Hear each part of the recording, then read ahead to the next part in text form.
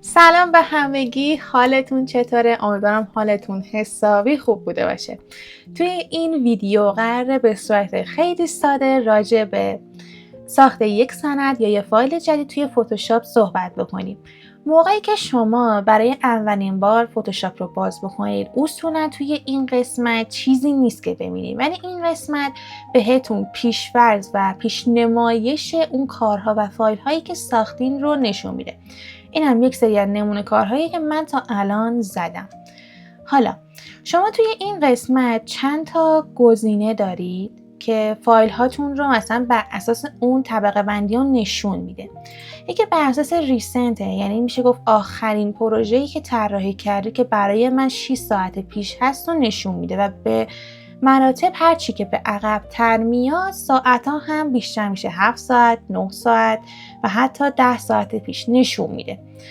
و حتی میشه قسمت های نیم داریم که بر اساس نیم کاراتون رو نشون میده بهتون، بر اساس سایز دارین و بر اساس این آخرین گزینه که به نظر من همیشه روی حالت ریسنت قرارش بدین که روی آخرین پروژهتون بهتر بتونید راحت تر پیداش بکنید. توی این قسمت دو نوع حالت پیش‌فرض پیش‌نمایشی وجود داره. یکی بر اساس میشه گفت نواریه که من خودم اینو نمیپسندم، دوستش ندارم، به خاطر همین همیشه تو این حالت باکستوری که میشه گفتش که کارهاتون رو با سایز بزرگتری بهتون نشون میده ببینید. من خودم اینو بیشتر از همه دوست دارم. این گزینه رو که بزنید میشه گفتش که ما اینجا از آخرین میشه گفت جدیدترین پروژه‌ای که ساختیم و نشون میده که برای 6 ساعت پیشه، ولی موقعی که اینو بزنیم برگرده به سمت بالا میاد آخرین میشه گفت اولینی که ساختید رو نشون میده که واسه 2 روز پیشه، ولی اینو برگردونه میشه آخرین پروژه، جدیدترین پروژهتون، این قدیمی ترین پروژهتون رو این قسمت نشون میده. حالا شما یکی یور فایل دارید که همین کاراتونه که برمیگردید مثلا اینجا چیزی نیست، ولی موقعی که هومو بزنید برمیگردید رو همین حالت. ترجیحاً رو اینا کاری نداشته باشید، مهم نیستن براتون فعلا این قسمت. این قسمت اوپن دارید که موقعی که شما ممکنه یه قالب مثلا یه فایلی داشته باشید، مثلا قالب عددسازی که من اینجا دارم، این فرمتش الان PSDه. مثلا یه فایلی به شما دادن که شما میخواید بازش بکنید، موقعی که یا میتونید مثلا سلکت بگیرید بندازید تو فتوشاپ که اینو بعداً هم بهتون میگم، یا میتونید از قسمت اوپن 2 بار روش کلیک بکنید و اوپن رو که بزنید فایلتون باز میشه. حالا ما این قسمت نیاز بهش نداریم. شما توی ساخت یه فایل جدید 3 تا راه دارید.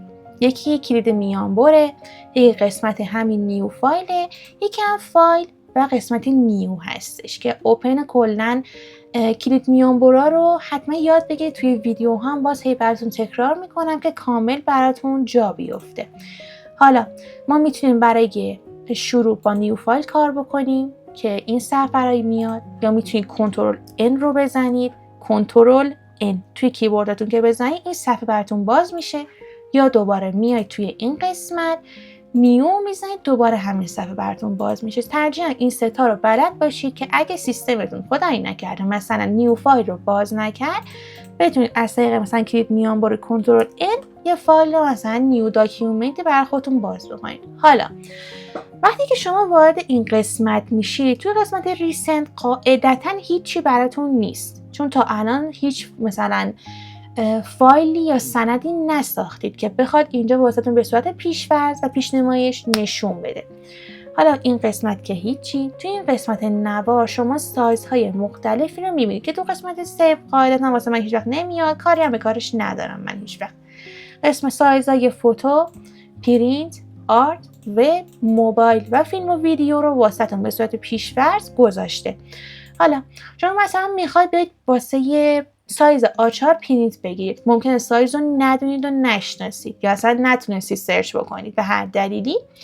اینجا به صورت پیش‌فرض سایز A4، A5، A6 و کلا سایزهای پرینتی رو واسهتون گذاشته که حالا میتونید روی اینها کار بکنید، بستگی به نوع پروژه‌تون داره. حالا تو این قسمت که اصلی ترین کار ما توی یاد گرفتن ساخت یه سنده. توی اولین چیزی که میبینید این برامون قسمت نیمتونه. یعنی شما مثلا میتونید اسم فایلتون رو بذارین انگلیسیه، میتونید بذارینش زهرا یا هر اسمی که دلتون بخواد. خب این هم میتونید اولین بار شروع کنید یا همون ساخت پروژهتون بذارید، یا میتونید نه پروژهتون رو با همون اسم اصلیش بذارید بمونه که حالا من با همون زهرا رو دوباره مینویسم. میتونید بذارید، میتونید نذارید. میتونید موقعی که سیو کردن فایلتون رو که کرییت کردین، مثلا یه فایل جدید به وجود اومد، اون موقعی که خواستین سیو بگیرین، اون موقع اسمتون رو مشخص کنید، خیلی فرقی نمیکنه. این حالا میتونید الان انجام بدید. نه میرید تو قسمت مهم، یعنی سایز، طول و عرض و قسمت این که توی چه چیزی قرار بگیره، سانتیمتر باشه یا میلیمتر، و رزولوشن و بر اساس چه پیکسل اینچ باشه یا پیکسل سانتیمتر، که حالا بهتون کاملا تو ادامه توضیح میدم. ممکنه که ما کلا دو نوع حالت مختلف واسه ساخت سند داریم. یکی حالت وب هستش که کلا وب دستش کاملا با گسترده است. یعنی شما موقعی که من بهتون میگم وب، برای گوشی هست، برای وبسایت هست، برای اپلیکیشن هست، برای کلا کارهای فضای مجازی مثل طراحی لوگو، بنر و این چیزا حساب میشه. کلا یه اسم کلی به اسم همین وب داره. یه قسمت دیگه داریم به اسم چاپ، قسمت چاپی، که شما بهتون میگم که چیزایی باید رعایت بکنید. توی یه قسمت ساخته مثلا ما میخوایم یه بنر استوری بسازیم. بنر استوری توی حالا کلا سایز استوری 1080 در 1920 که البته الان من اینو نذاشتم رو حالت پیکسل، حواسم نبود. موقعی که شما بخواید واسه یه استوری کلا گوشی و وب اینجا کار بکنید، رو حالت پیکسل بذارید یا سانتیمتر. به پیکسل هم باشه اوکیه، سانتیمتر هم باشه اوکی. رو میلیمتر نذارید، خیلی میلیمتر کارایی نداره. رو پیکسل بذارینش. حالا سایز استوری ما 1080 در 1920 که روش کلیک میکنید. یک حالت افقی داره، یه حالت عمودی، یه آرت بورد هم داره که این رو بعداً توی ساخت پروژه ها بهتون کامل توضیح میدم که چه کاربردی داره. حالا اینایی که بهتون مثلا یه سری نکته هستن که الان میگم حتما یادداشتشون بکنید. موقعی که شما بخواید واسه یه وب کار بکنید، لازم نیست رزولوشنتون روی 300 باشه. روی 72 بذارینش کافیه. احتمالاً با خودتون بگین چرا؟ خیلی فرقی نمیکنه، صرفا فقط سایز اون فایلتون رو میاره پایین. میتونید حتی رو اون 300 بذارید، ولی الکی فقط سایز مگتون و فایلتون رو میبره بالا. پس رو همون 72 کافیه. و همیشه هم روی پیکسل اینچ بذارید، چه برای قسمت چاپی چه برای قسمت وبی. میریم تو قسمت کالر مود که خیلی مهمه. شما توی موقعی که میاد برای وب طراحی میکنید، کلا باید روی حالت RGB کالر باشه. چرا؟ چون رنگ‌ها زنده ترن، شارپ ترن و قشنگتر خودشون رو نشون میدن. ولی موقعی که خواستین کارهای چاپی داشتید، مثل کارت ویزیت، نمیدونم طراحی تراکل، بنر مثلا خیابونی، اونایی که بیلبوردین، اونا رو حتما باید رو حالت CMYK قرار بدین و همیشه هم حواستون باشه توی ساخت یه فایل جدید این رو بذارین، چون ممکنه که فایلتون که ساخته باشین حواستون نباشه رو RGB باشه. که البته موقعی که حالا اینو فهمیده باشید ولی هنوز واسه چاپ نفرستیده باشید اون فایلتون رو، میتونید از یک گزینه اون رو درست بکنید رو حالت CMYK بزنید که توی پروژه ها بهتون کامل توضیحش میدم. قسمت این بیت هایی که میبینید لازم نیست کاری رو ببینید. توی CMYK و توی RGB تعداد بیت ها متفاوته. یکی 16 32، توی قسمت CMYK فقط 8 تا 16 رو داریم که لازم نیست اصلا رو 8 تغییرش بدید یا روی 16 یا 32 بزنینش. بعدن که حالت خیلی اونا حرفه‌ای ترن، توی شروع لازم نیست اصلا کاری بکنید. توی قسمت توی این قسمت بک‌گراند که همیشه رو وایت بذارید، اینم لازم نیست اصلا تنظیماتش رو تغییر بدین.